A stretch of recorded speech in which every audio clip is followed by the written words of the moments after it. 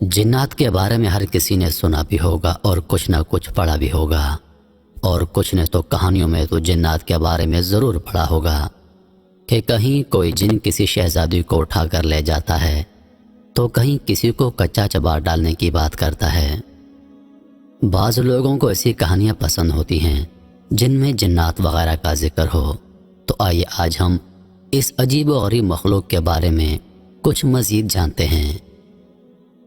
بعض لوگ جنات کے وجود سے انکار کرتے ہیں، حقیقت میں وہ کم علم ہیں، کیونکہ قرآن و حدیث سے نہ صرف ہمیں ان کے وجود کے بارے میں واضح پتہ چلتا ہے بلکہ ان کے بارے میں اللہ کے احکام کا بھی پتہ چلتا ہے، اور یہ بھی پتہ چلتا ہے کہ اللہ پاک نے اس مخلوق کو کس چیز سے بنایا، ان کی غذا کیا ہے اور یہ کرتے کیا ہیں۔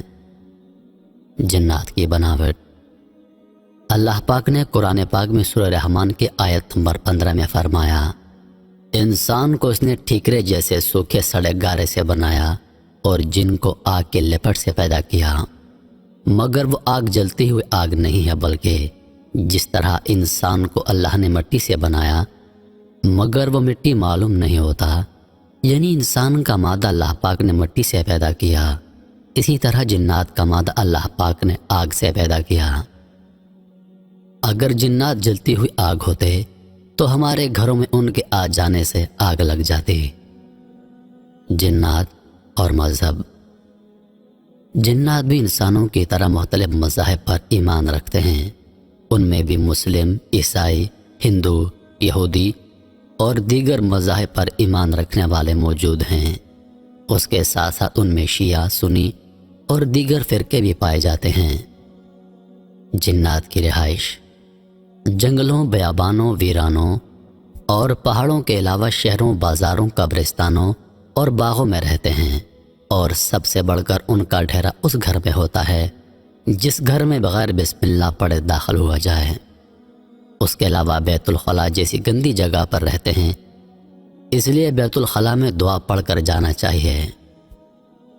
جنات کی غذا۔ حدیث میں آتا ہے جنات ہڈیاں کھاتے ہیں، ہمارے کھانے کے بعد اللہ کی قدرت سے ہڈیوں پر ان کے لیے اتنا ہی گوشت لگ جاتا ہے۔ مسلمان جنوں کو صرف وہ ہڈی کھانے کی اجازت ہے جس پر بسم اللہ پڑھی گئی ہو، باقی کفار جنات کھاتے ہیں۔ اس کے علاوہ بسم اللہ پڑھے بغیر یا الٹے ہاتھ سے کھانا کھایا جائے تو جنات اس میں شریک ہو جاتے ہیں۔ جنات کی صورت۔ جنات کی صورت انتہائی بھیانک ہوتی ہے، اور ان میں بھی شیاطین جنات کی صورت اور زیادہ بھیانک ہوتی ہے۔ اس سے ڈرنے کی وجہ ایک تو ان کا تنگ کرنا ہے، اور دوسری وجہ ان کی بدصورتی ہے، کیونکہ انسان نے نہ تو اتنی بدصورتی دیکھی ہوتی ہے اور نہ ہی اس کا تصور کر سکتا ہے۔ اس لیے جب اتنی زیادہ بدصورتی اچانک نظر آتی ہے تو وہ انسان کے برداشت سے باہر ہو جاتی ہے، اور انسان اس کی تاب نہیں لا سکتا اور بے ہوش ہو جاتا ہے۔ جنات کی قوت۔ بے شک اللہ پاک نے جنات کو بہت زیادہ طاقتور بنایا ہے، اور یہ وہ کام آسانی سے کر لیتے ہیں جو انسان کے بس کی بات نہیں۔ مثلاً بھیس بدل کر انسان یا کسی جانور کی شکل اختیار کر لینا، بھاری سے بھاری چیز کو چند لمحات میں ایک جگہ سے دوسری جگہ پہنچانا، دور دراز سے خبریں لانا۔ جس کام کو انسان سالوں میں کرتا ہے اسے جنات دنوں میں کرتے ہیں۔ جنات اور فرشتے۔ بعض لوگ جن اور فرشتے کو ایک ہی مخلوق سمجھتے ہیں، حالانکہ ان میں 3 فرق ہیں۔ فرشتے نور سے بنائے گئے ہیں، جبکہ جنات کو آگ سے پیدا کیا گیا ہے۔ جنات کو انسانوں کی طرح اختیار ہے کہ جو چاہیں نیکی اختیار کریں یا چاہیں تو بدی اختیار کریں، جبکہ فرشتوں کو یہ اختیار نہیں، وہ صرف وہی کام کرتے ہیں جن کاموں کو اللہ کی طرف سے انہیں حکم دیا جاتا ہے۔ فرشتے نہ کھاتے ہیں، نہ پیتے ہیں، اور نہ ان کی اور قسم کی خواہشات ہیں، جبکہ جنات کھاتے پیتے ہیں اور خواہشات رکھتے ہیں۔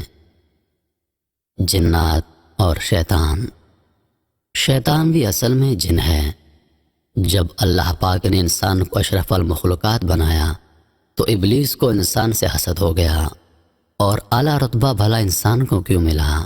پھر جب اللہ پاک نے جنوں اور فرشتوں کو حکم دیا کہ آدم کو سجدہ کریں، تو ابلیس نے سجدہ کرنے سے انکار کر دیا اور کہا، اے اللہ، آپ نے مجھے آگ سے پیدا کیا اور انسان کو مٹی سے پیدا کیا، میں اس سے اچھا ہوں، اس کو سجدہ کیسے کروں؟ اس دن اللہ پاک نے اس کو اپنے دربار سے بھگا دیا، اور اس دن سے آج تک اس کو شیطان یعنی سرکش اور متکبر کہا جاتا ہے۔ جنات اور انسان کو اللہ پاک نے اشرف المخلوقات بنایا اور آزاد بنایا، نہ ہی کسی مخلوق کو اس پر مسلط کیا اور نہ اسے کسی مخلوق کا غلام بنایا، بلکہ جہاں ضرورت پڑی کائنات کی دوسری مخلوق کو انسان کا غلام بنا دیا۔ طاقتور ہونے کی وجہ سے جنات انسان کو تنگ کرتے رہتے ہیں، مگر کبھی انسان پر حکومت نہیں کر سکتے، بلکہ ہمیشہ انسان نے جنات پر حکومت کی ہے۔ اللہ پاک نے حضرت سلیمان علیہ السلام کو جہاں کائنات کی دوسری چیزوں پر حکومت عطا فرمائی، وہی ان کو جنات پر بھی حاکم بنایا۔ آپ علیہ السلام نے ان سے عمارات تعمیر کروائیں، بڑے بڑے حوض بنوائے اور اتنی بڑی دیگیں بنوائیں کہ اپنی جگہ سے ہل نہیں سکتی تھیں، اور جو جن سرکشی کرتا اسے سخت سزا دی جاتی اور وہ قید کر دیا جاتا۔ یہی وجہ ہے کہ آج بھی آپ کا رعب قائم ہے اور جنات آپ کا نام سن کر کانپ جاتے ہیں۔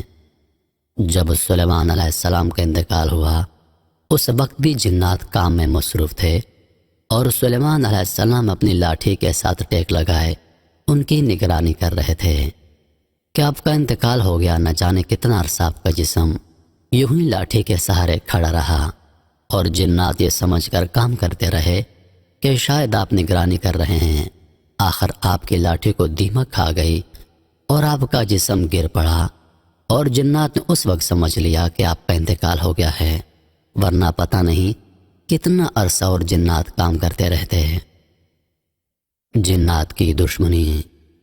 انسان اور شیطان جنات کی پیدائشی دشمنی ہے اور قیامت تک رہے گی، کیونکہ یہ شیاطین اپنی بے عزتی اور ذلت و خواری کا ذمہ دار انسان کو سمجھتے ہیں کہ نہ انسان پیدا ہوتا، نہ عزت پا کر اشرف المخلوقات بنتا، نہ انہیں انسان کو سجدہ کرنے کا حکم ملتا، نہ وہ انکار کرتے، اور نہ انہیں ذلیل کر کے اپنے دربار سے نکالا جاتا۔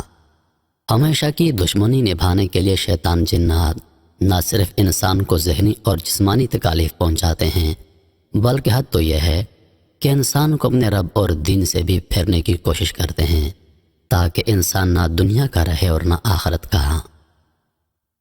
شیطان کا لشکر۔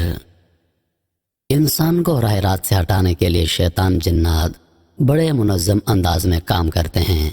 اس کام کے لیے شیطان نے باقاعدہ فوجیں تشکیل دی اور اپنا تخت سمندر پر بچھایا، جہاں ان کے باقاعدہ اجلاس بلائے جاتے ہیں، اور شیطان جنات کا سردار ابلیس لعین اپنے چیلوں کو نئے نئے حکم دیتا ہے، اور یہ بھی غور کیا جاتا ہے کہ آدم کی اولاد کو کس طرح تباہ کیا جا سکتا ہے۔